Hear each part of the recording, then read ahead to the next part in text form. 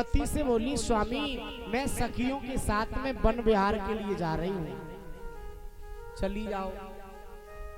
One में गई, वहां एक दुर्मलिक नाम के राक्षस ने उनके साथ विषय भोग किया, उग्रसेन बन करके।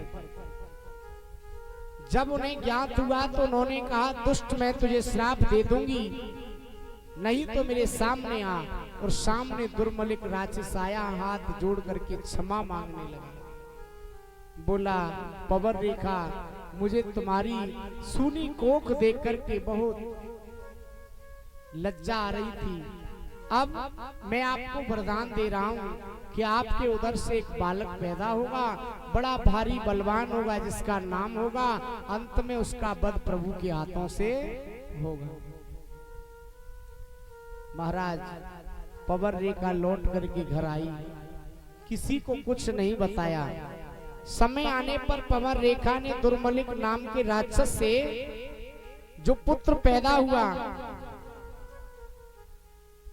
उससे महाराज उग्रसेन को अवगत कराया।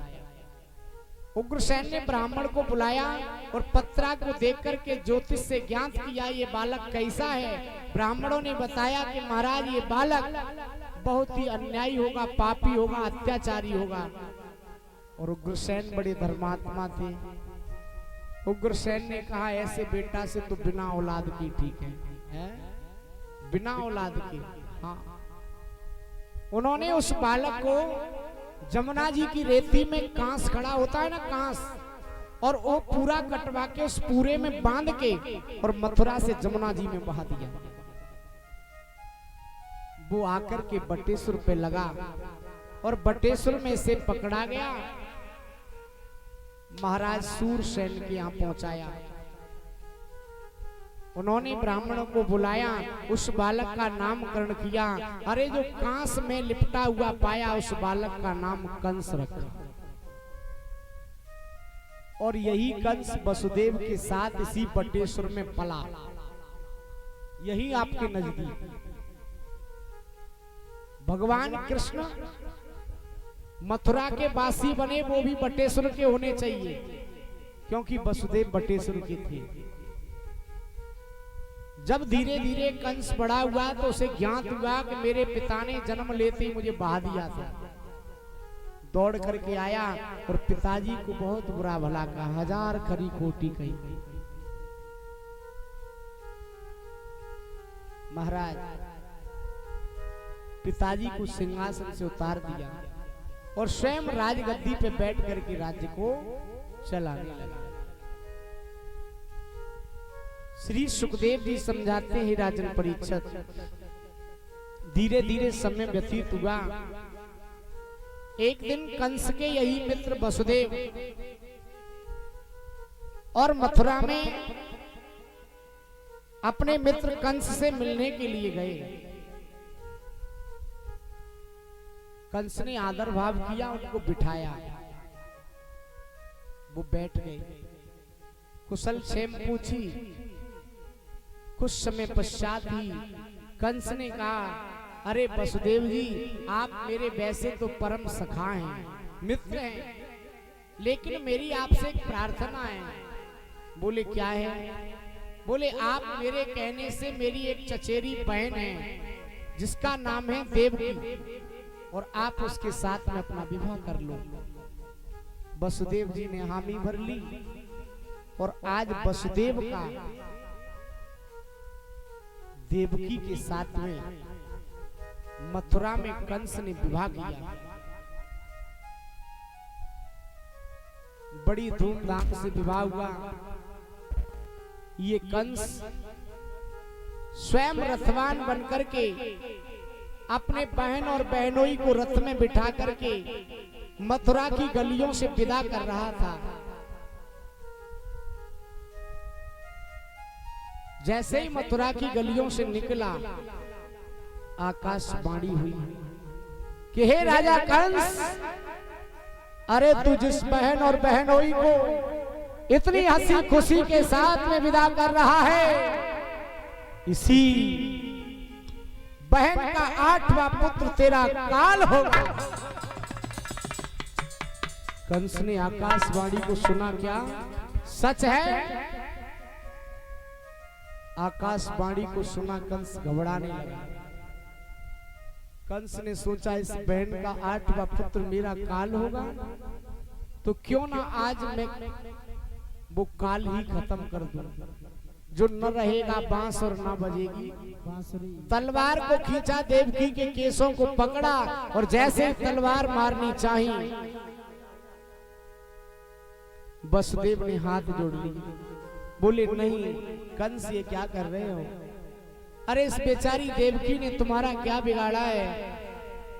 अरे ये तो तुम्हारी बहन है, इससे क्या बैर है? अरे इसके होने वाली संतान 8वीं, जिससे जो तुम्हारा काल है, हम आपको उस 8वीं संतान को दे देंगे और आपके यही मथुरा में रुक लेंगे, मगर इस बेचारी देवकी को मत मारो। मेरे भगवत प्रेमियों, महाराज कंस ने देवकी और वसुदेव को उसी दिन से अपनी मथुरा में ही रखा, अपने यहां। समय आने पर देवकी ने एक पुत्र को जन्म दिया। वसुदेव ने सोचा कि आज ही मैं कंस राजा का भय खत्म कर दूं, है? कुछ तो उनका दुख कम हो जाएगा। और वसुदेव जी उस बेटा को लेकर के कंस के पास पहुंचे। बोले महाराज विश्वास नहीं हो तो हम तो अभी से आपको ये पुत्र दे रहे हैं। कंस ने एक ही बात कह दी वसुदेव से कि यह पीछो ले जाओ सुत, याते मोहे न घात। अष्टम पुत्र अनिष्ट है, सो दीजो मम हाथ। बोले इससे मेरा काल नहीं है। अरे 8वां बेटा मेरा काल है तो 8वीं चाहिए, जाओ ले जाओ। वसुदेव जी लेके गए, नारद जी आ गए, क्योंकि यहाँ भी एक रहस्य छुपा हुआ है। क्योंकि पहली बात तो नारद को कंस के हाथों से पाप कराना है, क्योंकि पाप नहीं होगा तो भगवान का अवतार नहीं होगा। दूसरी बात, नारद जी ने सोचा कि जो देवकी के गोद से 6 पुत्र मरने हैं, वो 6 पिछले जन्म के श्राप के कारण उन्हें यहाँ दंड मिलना है, जो पशु थे। नारद जी आए, बोले बेटा कंस, मैंने सुना है कि देवकी के पहला बेटा हुआ है कि हाँ? बोले उसे मारा के नहीं? बोले नहीं, वो मेरा काल थोड़ा ही है। तो बोले मेरा काल तो 8वां है। पागल है, इधर आ। कंस के सामने नारद जी ने एक दीवार पर गोला चक्र बनाया और गोला चक्र बना करके उसमें ओष्ठवाल्ड 8 लाइन डाल दी और 8 लाइन डाल करके कंस से पूछा बेटा यहां से गिनो। अब कंस गिनने लगा, 1 2 3 4 5 6 7 8। बोले अब इधर से छोड़ दो, यहां से गिनो। अब यहां से गिना, 1 2 3 4 5 6 7 8। बोले समझा कुछ? बोले समझा नहीं बेटा, इस लाइन में छोड़ छोड़ के तू गिनेगा तो इस लाइन का मतलब है कोई सा तेरा काल हो सकता है। कंस की बुद्धि खराब, नारद जी कह के गए और कंस दौड़ के देवकी के पास पहुंचा और उस पुत्र को छीड़ करके उसके पैरों को पकड़ करके दीवार में पटक दिया। वो बच्चा खत्म हो गया। कंस ने अब तो आज से देवकी और वसुदेव की बेड़ियां डाल दी, हथकड़ी डाल दी, जेल में डाल दिया, पहरेदारों को लगा दिया कि देवकी का हर बच्चा मेरा काल हो सकता है। उग्रसेन ने समझाया तो उग्रसेन को भी जेल में डाल दिया। समय आने पर देवकी ने दूसरे बेटा को जन्म दिया। मेरी माता बहन भाई बंधुओं, दूसरे बेटा को जन्म दिया। पहरेदार ने बताया, कंस दौड़ करके आया, देवकी से उस बेटा को छीनने लगा जबरदस्ती और उस पुत्र को छीना। पैरों को पकड़ करके दीवार में पटक दिया, वो बच्चा भी खत्म हो गया। धीरे धीरे देवकी ने 6 बेटों को जन्म दिया और 6 बेटा कंस ने मौत के घाट उतार दिए। 6 पुत्र देवकी के मर गए। 8वें गर्भ में मेरे शेष महाराज जी आ रहे हैं, 7वें गर्भ में, और 8वें में मेरे प्रभु स्वयं भगवान विष्णु आ रहे हैं। भगवान विष्णु ने शेष सैया पर पड़े हुए शेष जी से कहा, अब हमारा चलने का समय है। उसी समय शेष जी ने हाथ जोड़ के कहा, प्रभु अब की बार एक मेरी इच्छा है, उसे पूर्ण कर दो। बोले क्या है? बोले अब की बार मेरी इच्छा है, हर जन्म में आप मेरे बड़े भाई बनते हैं, अब की बार मुझे बड़ा भाई बना दो। भगवान ने कहा तो ठीक है। और 7वें गर्भ में शेष जी जा रहे हैं। भगवान ने योग माया से कहा, योग माया, जो देवकी के गर्भ में 7वां बेटा है ना, उसे ले जा करके रोहिणी के गर्भ में पहुंचा दे, और तू जाकर के नंद बाबा के यहाँ जन्म लेना। योग माया ने यही किया। 7वें देवकी के बेटा को रोहिणी के गर्भ में पहुंचा दिया, और योग माया ने जाकर के नंद बाबा के यहाँ जन्म लिया। भगवान बलराम जी पहुंच गए रोहिणी की गर्भ में। जैसे ही 7वें गर्भ का पता चला, कुछ नहीं सिर्फ रक्त आया है, कंस को ज्ञात हुआ। कंस दौड़ के आया, देवकी ने हाथ जोड़ के कहा, भैया अब की बार तो 7वां गर्भ खंडित हो गया।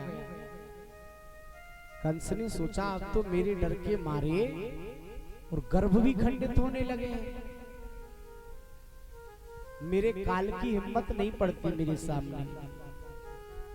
कोई बात नहीं, कंस लौट के चला गया। 8वें बेटे के लिए कड़ी पहरेदारी कर दी है, कड़ी पहरेदारी कंस ने।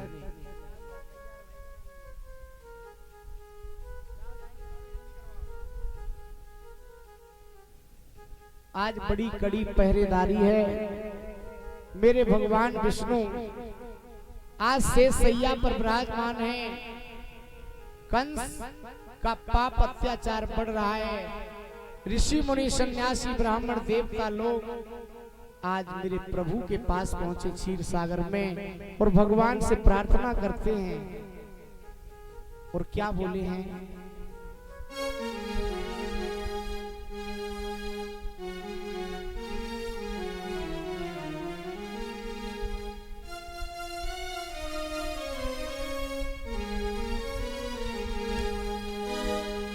कि देखो ये सजना सजना जय हो। आज सभी देवता लोग प्रार्थना कर रहे हैं प्रभु से।